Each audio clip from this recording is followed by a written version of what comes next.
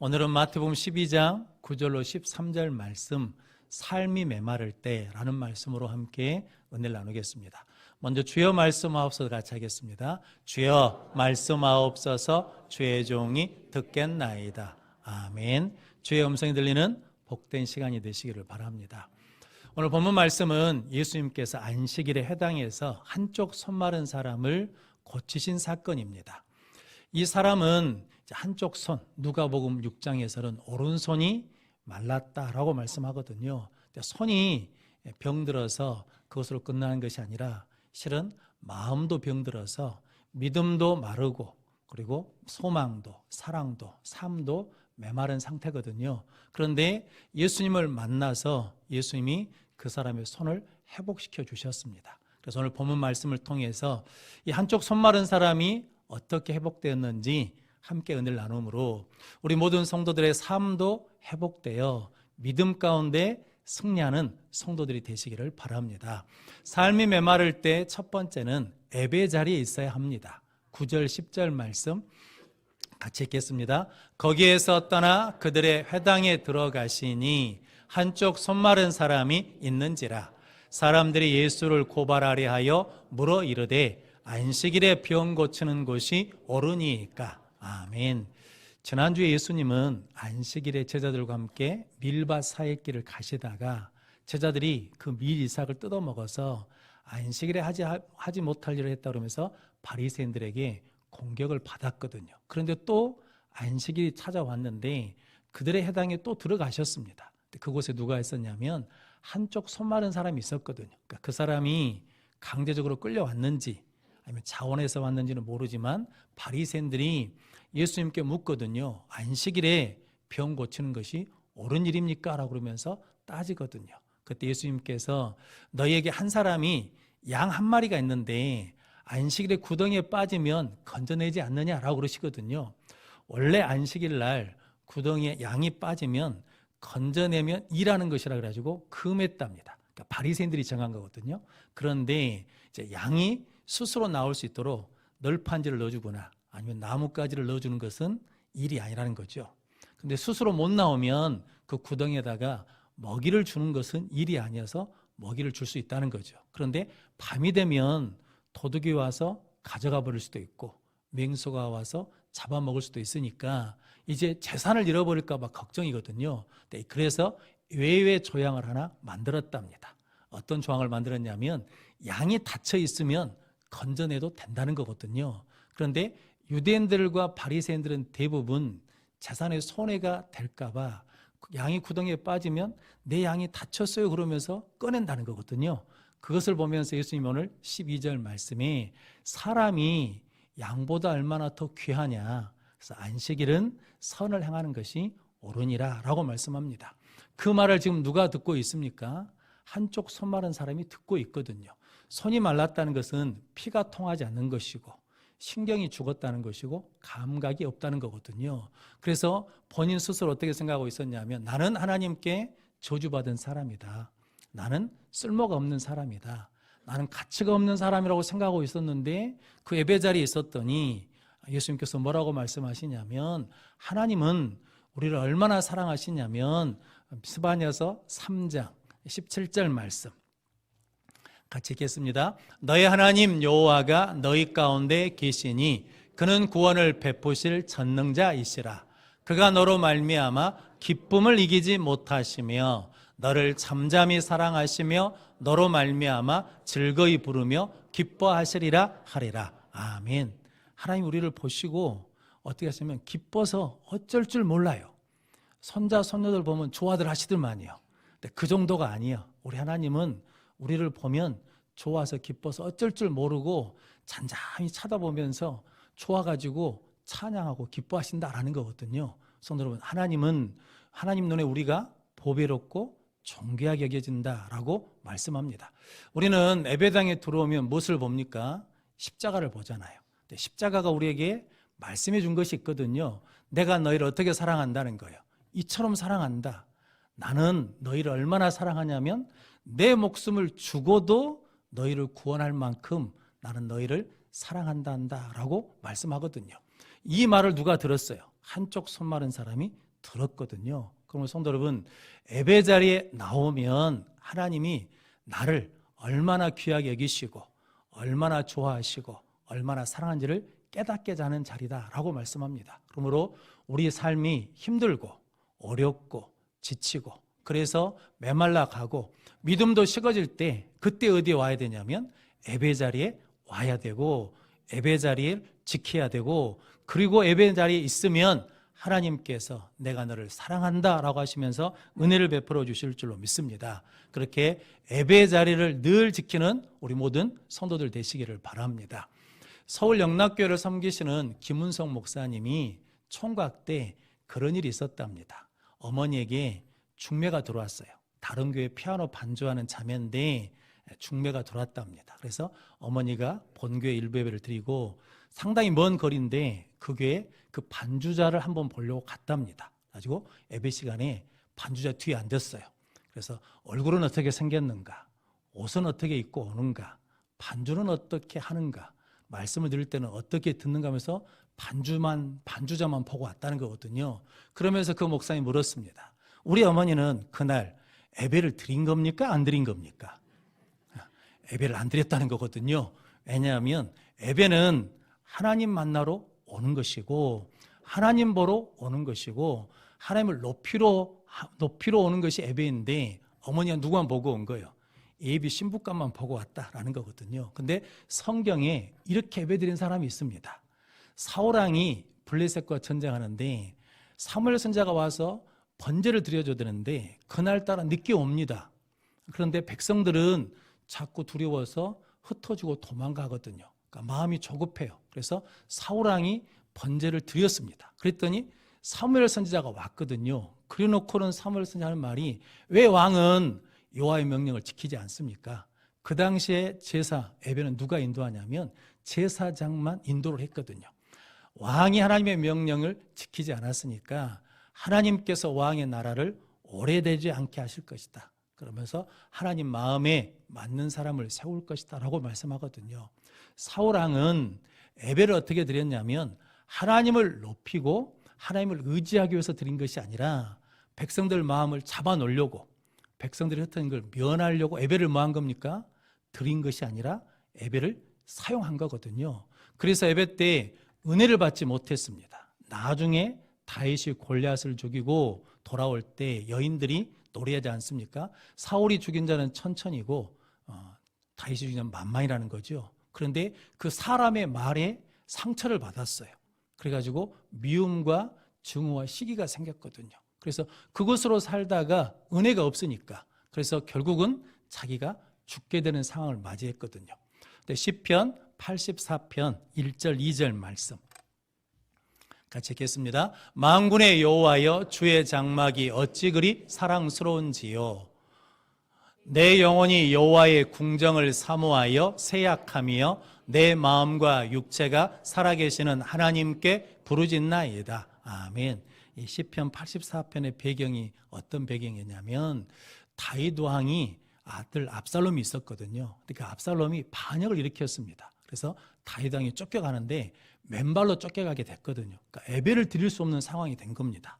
그래서 하나님의 궁정을 내가 사모한다는 거죠. 나 정말 예배 드리고 싶다. 그 예배당에 가서 하나님께 부르짖고 싶다는 거죠. 그러면서 고백하기를 하나님 성전에 있는 참새도 보금자리가 있고 그리고 제비도 새끼들 자리가 있다는 거죠. 그래서 그 새들이 부럽다는 거죠. 그러면서 하나님의 성전에 있는 사람들은 참 좋겠다. 왜냐하면 항상 하나님을 찬송하고 예배할 수 있으니까. 그러면서 그의 마음에 위로를 얻고 힘을 얻고 그 시온의 대로가 열린 자는 복이 있다라고 고백합니다. 그러면서 시편 84편 10절 11절 말씀 같이 읽겠습니다. 주의 궁정에서 한날이 다른 곳에서의 첫날보다 나은즉 악인의 장막에 사는 것보다 내 하나님의 성전 문지기로 있는 것이 좋사오니 여호와 하나님은 해요 방패이시라. 여호와께서 은혜와 영화를 주시며 정직하게 행하는 자에게 좋은 것을 아끼지 아니하실 것임이니이다. 아멘. 다윗은 나는 정말 예배를 사모한다. 예배 드리고 싶다. 예배에 대한 목마름이 있거든요. 그러면서 나는 하나님 전에 있는 한날이 다른 곳에 있는 첫날보다 더 좋다는 거죠. 그래서 성전 문지기라도 있었으면 좋겠다. 왜냐하면 하나님은 해고 방패시면서 예배드릴 때 은혜를 주셔요. 영화롭게 해주셔요. 그리고 좋은 것을 아끼지 않고 공급해 주신다라는 믿음의 확신이 있기 때문에 예배에 대한 그리움, 예배에 대한 갈망을 가지고 지금 도망을 가거든요. 도망가는데 사울의 친족인 시므이라는 사람이 돌을 던지면서 저주를 합니다. 피를 많이 흘린 자여 가라 그러거든요. 그러자 다윗의 부하들이 왕의 내가 건너가서 저놈을 죽이려 합니다. 그랬더니 놔두라는 거거든요. 그러면서 뭐라고 말하냐면 그 저주 때문에 하나님이 그것을 선으로 바꿔주신다는 거거든요. 다윗에게는 어떤 은혜가 있냐면 사람이 무슨 말을 해도 내가 흔들리지 않는다는 거죠. 왜냐하면 그 말을 하나님이 뭘로 바꾸시니까 선으로 바꿔버려요. 좋은 것으로 바꾸신다는 거거든요. 나중에 압살롬의 반역이 진압됐거든요. 다윗이 승리했습니다. 다시 예루살렘으로 돌아가는데 시므이 집을 지나가거든요. 그때 사람들이 죽여갈 때 놔두란 거죠. 하나님 오늘 은혜를 베푸셨다. 그러면서 시므이를 용서하고 죽이지 않거든요. 이것은 다윗이 사람이 좋아서 그런 것이 아니라 다윗은 뭐 하는 사람이니까 예배드려요. 예배드릴 수 없는 상황에서도 성전을 그리워하면서 예배를 드리거든요. 그랬더니 하나님께서 그에게 뭘 주셔요? 은혜를 주셔요. 영화를 주셔서 다시 회복시켜 주셔요. 그리고 하나님께서 악한 것을 선으로 바꿔주셔요. 좋은 것을 주신다는 그 은혜 때문이거든요. 그럼 성도 여러분, 우리도 힘들고 어려울 때 혹은 지칠 때, 신앙이 식어질 때, 삶이 메말라질 때 어디에 있어야 된다는 겁니까? 예배를 사모하고 예배 자리에 있고 예배 자리에서 은혜를 받으면 회복될 줄로 믿습니다. 그런 복된 믿음의 성도들이 되시기를 바랍니다. 열왕기상 18장이 갈멜산에서 엘리야 선지자가 바알 아세라 선지자와 850대 1로 싸우거든요. 그러면서 하늘에서 불을 내리는 신이 참된 하나님이시다라고 하거든요. 엘리야 선지자가 기도했더니 불이 내려오지 않습니까? 그런데 그렇게 승리할 수 있는 기초를 만든 시작이 뭐냐면 엘리야 선지자가 무너진 제단을 수축하거든요. 즉 예배를 회복하고 예배를 드렸더니 하나님의 은혜와 능력이 임했다라고 말씀합니다. 그럼 성도 여러분, 우리 인생의 삶이 메말라질 때 그때가 뭐 할 때냐면 예배를 사모하고 예배 자리에 나오고 하나님께 예배드리면 하나님께서 은혜를 베풀어 주실 줄로 믿습니다. 그럼 성도 여러분, 우리의 삶이 메마를 때 예배 자리에 나오시고 예배 자리를 지키시고 예배 자리에서 은혜 받아서 다 회복되는 성도들 되시기를 바랍니다. 삶이 메마를 때 두 번째는 말씀에 순종해야 합니다. 오늘 13절 말씀. 13절 말씀 같이 읽겠습니다. 이에 그 사람에게 이르시되 손을 내밀라 하시니 그가 내밀매 다른 손과 같이 회복되어 상하더라. 아멘. 예수님이 사람이 양보다 얼마나 귀하냐, 안식일에 선을 행하는 것이 옳으니라 라고 말씀하셨습니다. 그리고 누가복음 6장에서는 일어나 가운데 서라라고 그 한쪽 손 마른 사람에게 말씀하거든요. 이 사람은 오른손이 말라 있기 때문에 다른 데가 아프진 않거든요. 그러니까 일어나라는 말은 할 수 있고 가운데 서란 말도 할 수 있잖아요. 그런데 예수님이 일어나 가운데 서라라고 하십니다. 그런데 성도 여러분, 이 말이 쉬운데도 불구하고 실은 그렇게 쉽지가 않습니다. 왜냐하면 거기에 모이는 바리새인들이 지금 뭐 하려고 모여 있습니까? 예수님을 고발하려고 지금 모여 있거든요. 예수님 뭐 한마디만 잘못하면 그것을 잡아가지고 흠을 잡으려고 지금 하고 있는데 예수님이 한쪽 손 마른 사람에게 일어나 가운데 서라 그러거든요. 근데 이 한쪽 손 마른 사람이 내가 예수님 말을 그렇게 듣고 그대로 했다가는 나중에 바리새인들이 너도 똑같은 사람이다 그러면서 욕하고 또 잘못을 지적할 수 있으니까 이게 불안한 상황인데도 불구하고 일어나 가운데 서라 할 때 순종하거든요. 왜냐하면 이 한쪽 손 마른 사람은 무엇을 들었어요? 예배 자리에서 말씀을 들었어요. 믿음은 어디서 생긴다고요? 들으면서 생기고 무엇을 들어야 돼요? 그리스도의 말씀으로 말미암느니라. 다른 거 해서 믿음이 생기는 게 아니라 말씀을 듣고 말씀이 내 안에 들어오고 말씀이 믿어질 때 믿음이 생긴다는 거거든요. 그러니까 이 한쪽 손 마른 사람은 믿음이 생겼어요. 그래서 예수님의 말씀에 믿음으로 반응하고 순종해서 일어나 산 가운데 섰더니 오늘 13절 말씀에 예수님께서 손을 내밀라라고 하시거든요. 한쪽 손 마른 사람이니까 손을 피라는 의미라는 거거든요. 근데 우리야 손 피기가 쉽지만 이 사람은 할 수가 없는 거잖아요.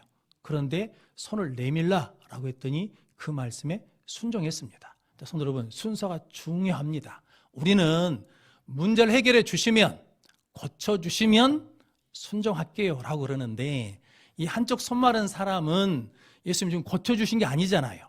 뭐냐면 손을 내밀라라고 말씀하시니까 그 말씀에 먼저 뭐 하는 거예요? 순종해서 내밀었더니 손이 나갔어요. 그래서 회복되어 다른 손처럼 상하더라라고 말씀합니다. 그럼 성도 여러분, 우리가 할 수 없는 일을, 내가 할 수 없는 일을 누가 하실 수 있다는 겁니까? 이 한쪽 손 마른 사람은 예수님이 하실 수 있다는 거거든요. 하나님이 하실 수 있다는 거죠. 그래서 그 믿음으로 순종했더니 회복되는 역사가 일어났습니다. 그럼 성도 여러분들도 나는 할 수 없거든요. 그런데 하나님이 하실 수 있다, 예수님이 하실 수 있다는 믿음으로 순종하면 구원의 역사도 나타나고 믿음의 능력도 나타나고 믿음의 기적도 나타날 줄로 믿습니다. 이렇게 순종하여 회복되는 성도들 되시기를 바랍니다. 나이가 드시면 이제 삶의 의욕도 좀 적어지고 그리고 삶의 재미도 없어지잖아요. 그래서 또 어르신들이 보면 만사가 귀찮다라고 하거든요. 왜냐하면 이제 나이가 들고 힘이 없어지니까. 그런데 다 그런 것은 아닙니다. 신명기 34장에 보면 모세가 120세인데 눈도 흐리지 않고 기력도 쇠하지 않는다고 하거든요. 그 이유가 뭐 때문이냐면 신명기 34장 11절 12절 말씀 같이 읽겠습니다. 여호와께서 그를 애굽 땅에 보내사 바로와 그의 모든 신하와 그의 온 땅의 모든 이적과 기사와 모든 큰 권능과 위엄을 행하게 하심에 온 이스라엘 목전에서 그것을 행한 자이더라. 아멘. 하나님께서 행하라고 하심에 온 이스라엘 목전 앞에서 그 일을 뭐 했다는 겁니까? 행한 자이더라. 그러니까 하나님께 순종했다라는 거죠. 신명기 34장 10절 후면은 모세와 같은 선지자가 다시는 일어나지 않을 것이다. 모세는 대면하여 하나님을 아는 자다. 그러니까 모세는 하나님께 예배하는 자이고 모세는 하나님 앞에 뭐 하는 자는 겁니까? 순종하는 자여서 그가 120세가 됐는데 눈이 흐리지 않아요. 기력이 쇠하지 않는다는 거거든요. 성도 하나님의 말씀에 순종하면 하나님께서 새 은혜와 새 능력을 주실 줄로 믿습니다. 그래서 이사야 42장 4절 말씀 같이 읽겠습니다. 그는 쇠하지 아니하며 낙담하지 아니하고 세상에 정의를 세우기에 이르리니 섬들이 그 교훈을 앙망하리라. 아멘. 그가 누구냐면 예수님이세요. 예수님은 쇠하지 않고 낙담하지 않고 세상에 하나님의 뜻을 세우기 때문에 많은 사람들이 그의 교훈을 앙망하리라 라고 말씀합니다. 예수님은 실은 십자가에 달려 있으면서도 믿음이 쇠하지 않습니다. 그러면서 엘리 엘리 나마 사박다니, 나의 하나님 어찌하여 나를 버리십니까? 버림받은 상황에서도 누구를 찾아요? 하나님을 찾는 믿음이 쇠하지 않거든요. 십자가에서도 고난 중에서도 하나님을 신뢰하는 것이 흔들리지 않습니다. 그래서 나의 영혼을 아버지께 부탁합니다 라고 고백하거든요. 예수님은 제자들이 부인하고 은 30에 팔고 배신하고 도망가거든요. 그래도 낙담하지 않으십니다. 그래서 제자들을 사랑하시되 끝까지 사랑하십니다. 그리고 십자가에서 그들의 죄를 사해달라고 뭐 하십니까? 기도하십니다. 구하시거든요. 그렇게 끝까지 죽기까지 순종해서 3일 만에 뭐 하시냐면 부활하십니다. 그러면 성도 여러분, 우리도 순종하면 쇠하지 않는 믿음, 낙담하지 않는 마음을 가지고 반드시 부활의 능력으로 일어나게 될 줄로 믿습니다. 그래서 우리는 실패의 자리에서도 뭐 하면 돼요? 예배하고 순종하면 다시 일어날 수 있고 다시 시작하는 능력을 얻게 될 줄로 믿습니다. 그렇게 순종을 통해서 쇠하지 않는 믿음, 낙담하지 않는 마음을 가지고 승리하는 우리 성도들 되시기를 바랍니다. 코리테 붐이라는 네덜란드 할머니가 계시거든요. 이분이 네덜란드 분이신데 독일 사람들 유태인들을 잡아가니까 자기 집으로 피해온 유태인들을 숨겨줬습니다. 그러다가 발각되어서 온 가족이 포로 수용소로 끌려갔거든요. 그래서 가족이 다 죽고 자기만 하나님의 은혜 가운데 이게 살았습니다. 그래서 전쟁이 끝나고 이제 해방되어 포로로 풀려났거든요. 그러면서도 하나님의 은혜가 크다. 그래서 용서의 복음을 전하면서 전도자로 살게 되었습니다. 세상 곳곳을 돌아다니면서 복음을 전했거든요.